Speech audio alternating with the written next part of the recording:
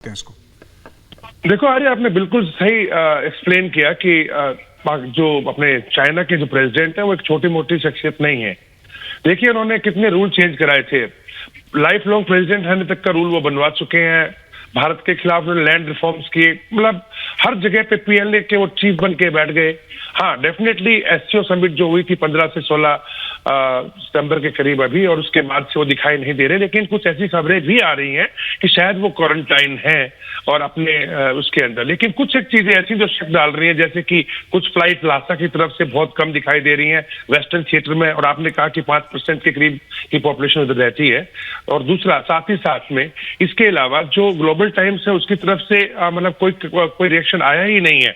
हाँ, लेकिन कुछ सोशल एक्टिविस्ट हैं, जैसे कि जेनिफर जैंग है जो अमेरिका में रह रही है, गॉर्डन है जो कि वहां के एक ऑथर हैं, वो भी चाइना ऑथर है, वो भी अमेरिका में रह रहे हैं। खबरें अमेरिका की तरफ से आ रही हैं, इन दोनों की तरफ से। इन्होंने वीडियो डाला है वो जो दिखा रहे हैं कि काफी मूवमेंट हो रही है ट्रकों की बीजिंग की तरफ।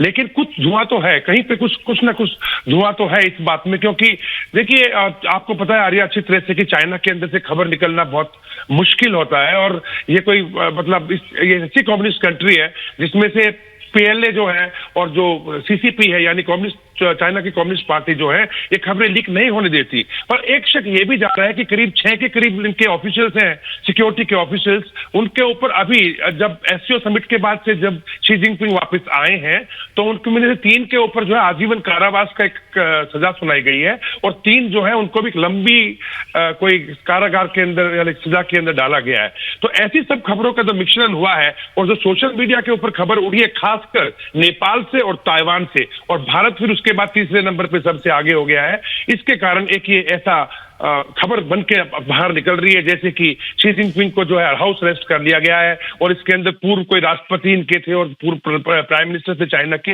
वो शामिल हैं। और जो कम्युनिस्ट पार्टी है चाइना की, वो बहुत लंबे अरसे से, चाहे आप कह लीजिएगा कि जो बेल्ट एंड रोड इनिशिएटिव इनका काफी नीचे स्तर पर जा रहा है, बाकी कई देशों से इनकी जो है इनका पैसा मारा जा रहा है, चाहे साउथ अफ्रीका के देश थे, श्रीलंका था, और अभी लेटेस्ट जो है किर्गिस्तान ने भी जो है पैसा से हाथ खड़े कर दिए कि वापस नहीं कर सकते हम कर्ज आपका।